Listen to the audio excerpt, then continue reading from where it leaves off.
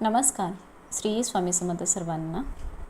कसे आहात? मस्त मजेत ना? आशा करते सर्वजण मस्त मजेतच असाल आणि आपल्या सर्वांच्या इच्छा मनोकामना पूर्ण होत ही स्वामी महाराजांच्या चरणी प्रार्थना करते आणि आजच्या नवीन व्हिडिओला सुरुवात करते. येत्या 25 जुलै 2026ला वार आहे शनिवार. या दिवशी आलेली आहे देवशनी आषाढी एकादशी. दिवसापासूनच चातुर्मास सुरू होतो. आषाढी एकादशीला खूप महत्त्व दिलं आहे, महत्त्वाचं मानलं जातं. तर बघा, अशा या शुभ दिवसाची आषाढी एकादशीपासून सुरुवात होत असते. म्हणून या प्रभावी दिवशी आपण जर काही उपाय केले तर 100% आपल्या अडचणी दूर होतात. तर मी आजच्या व्हिडिओमध्ये तुम्हाला काही उपाय सांगणार आहे, ते शेवटपर्यंत बघा. व्हिडिओ स्किप करू नका. नवीन असाल तर चॅनलला लगेच सबस्क्राईब करा आणि कमेंटमध्ये रामकृष्ण हरी लिहायला विसरू नका. आषाढी एकादशी हा दिवस मुळातच खूप प्रभावी दिवस आहे. तर काही उपाय करण्यासाठी तुम्हाला एकादशीला सकाळी लवकर उठायचं आहे. ब्रह्ममुहूर्तावरती दोन्ही हात जोडून तुम्हाला भगवंताचे आभार मानायचे आहेत की त्यांनी आपल्याला हा दिवस दाखवला. यानंतर आपल्याला आंघोळीचं पाणी काढायचं. आंघोळीच्या पाण्यामध्ये थोडीशी हळद घालायची आहे आणि त्या पाण्याने तुम्हाला स्नान करायचं आहे.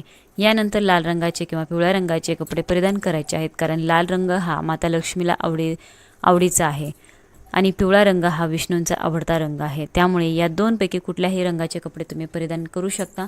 नंतर आपल्या देवघरातील देवांची पूजा करून घ्यायची आहे. उंबरठ्याला हळदी लेपन करायचं आहे. भगवान विष्णूंची मूर्ती असेल, विठ्ठलाची असेल, बाळकृष्णाची असेल किंवा आपल्या स्वामी महाराजांची मूर्ती असेल तर कोणत्याही रूपाची पूजा तुम्ही या दिवशी करू शकता. त्यांना पिवळी फुलं अर्पण करायची आहेत. तुळशीपत्र अर्पण करा. पिवळ्या रंगाचा नैवेद्य अर्पण करा. धूपदीप अगरबत्ती लावून तुम्हाला वातावरण प्रसन्न करायचं आहे. तर जो काही तुम्ही उपवासाचा नैवेद्य बनवलेला असेल तो तुम्ही नैवेद्य देवांना अर्पण करू शकता, दाखवू शकता. गोडाधोडाचा नैवेद्य दाखवू शकता.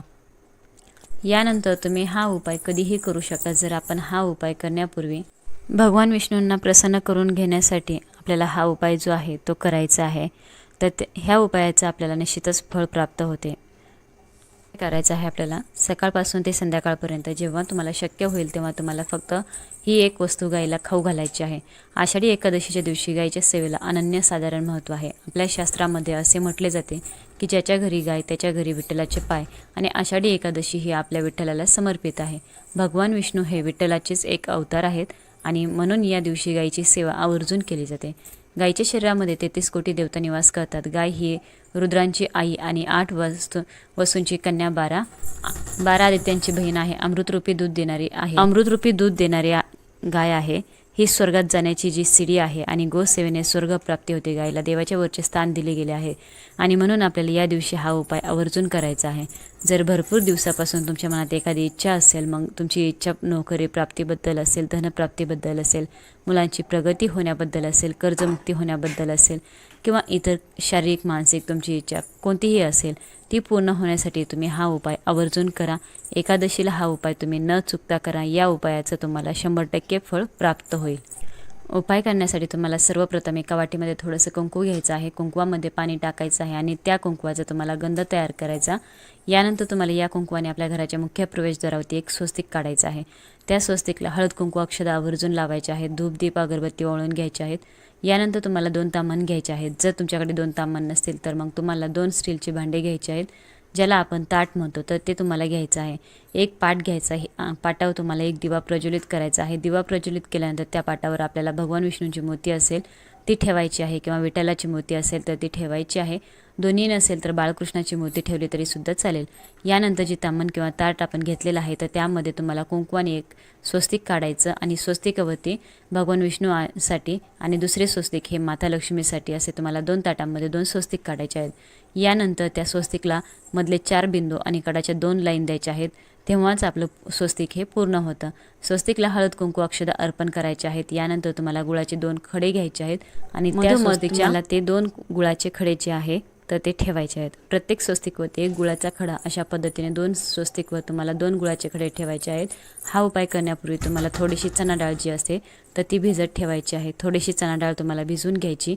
गुळाचे खडे ठेवल्यानंतर तुम्हाला प्रत्येक स्वस्तिकजवळ थोडी थोडी चणा डाळ जी आहे तर ती देखील ठेवायची आहे. ही चणा डाळ भिजलेलीच असावी अशी डाळ घ्यायची आणि 2 ताटामध्ये थोडी थोडी ही चणा डाळ ठेवायची आहे. थोडी थोडी चणा डाळ तुम्हाला गुळाशेजारी ठेवायची. यानंतर त्या स्वस्तिकला धूपदीप अगरबत्ती ओवाळून घ्यायची आहे आणि तिथेच बसून तुम्हाला 108 वेळा ओम नमो भगवते वासुदेवाय नमः या मंत्राचा जप करायचा आहे. तसेच त्या गुळ आणि चणा डाळ आहेत तर तिथे एक तुळशीपत्र देखील तुम्हाला ठेवायचं आहे. काही वेळासाठी तुम्हाला तसेच ती चणा डाळ आणि गुळ त्या ताटामध्ये तुमच्या घरामध्ये ठेवायची. तुमची संपूर्ण सेवा वगैरे करून झाल्यानंतर तुम्हाला एक तांब्याचा कलश भरून घ्यायचा आणि कलशामध्ये शुद्ध पिण्याचं पाणी असावं. त्या पाण्यामध्ये थोडीशी हळद टाकायची.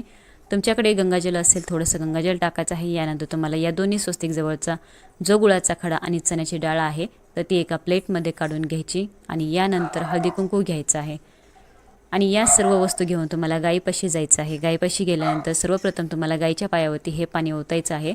यानंतर गायीला हळदी कुंकू लावायचं आहे आणि ही भिजवलेली चणा डाळ आणि गूळ जो आहे तर तो तुम्हाला गायीला खाऊ घालायचा आहे. जर तुम्हाला शक्य असेल तर ती तुम्ही चणा डाळ आणि गूळ तुमच्या उजव्या हातामध्ये घ्या आणि तुमच्या हाताने गायीला खाऊ घाला. जर गायीच्या जिभेचा स्पर्श हा तुमच्या हाताला झाला तर असे म्हटले जाते की तिथूनच तुमचे दिवस बदलायला सुरुवात होते. तुमचं आयुष्य बदलून जातं. तुमचं नशीब तुम्हाला साथ द्यायला लागतं. नसेल शक्य तर तुम्ही प्लेटमध्ये ठेवून देखील खाऊ घालू शकता. यानंतर तुम्हाला गायीला स्पर्श करायचा आहे आणि शक्य असेल तर प्रदक्षिणा करायच्या आहेत. प्रदक्षिणा करत असताना ओम नमो भगवते वासुदेवाय नमः या मंत्राचा जप करायचा आहे. तर आपण गायीला प्रदक्षिणा केल्यानंतर आपल्याला पृथ्वी प्रदक्षिणा केल्याचं पुण्यफळ प्राप्त होत असतं. गायीला स्पर्श केल्याने आपल्या घरातील वास्तुदोष हा देखील दूर होतो. आपल्या सर्व इच्छा मनोकामना या देखील पूर्ण होतात. यानंतर तुम्हाला गायीच्या पायाखालची थोडीशी माती उचलून तुमच्या घरात आणायची आहे आणि तुमच्या घरात ठेवायची आहेत. यामुळे तुमच्या घरामध्ये काही दोष असेल, काही नकारात्मक ऊर्जा असेल, पितृदोष असेल किंवा वास्तुदोष असेल तर यासारख्या समस्या ज्या आहेत तर त्या निघून जातात आणि आपलं घर हे पवित्र होतं. तर अशा पद्धतीने तुम्हाला हा छोटासा उपाय आषाढी एकादशीला आवर्जून करायचा आहे. अतिशय प्रभावी उपाय आहे. तुम्ही नक्की करा. या उपायाने तुम्हाला शीघ्र फळ प्राप्त होईल. तसेच एकादशीला तर उद्या आषाढी एकादशीला आपल्याला म्हणजेच रविवारी हा उपाय करायचा आहे. सर्वांनी उपाय करून बघा, अनुभव घ्या.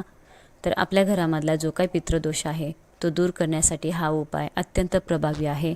व्हिडिओ शेवटपर्यंत बघितल्याबद्दल सर्वांना धन्यवाद. सर्वांचे मनापासून आभारी आहे. रामकृष्ण हरी. श्री स्वामी समर्थ.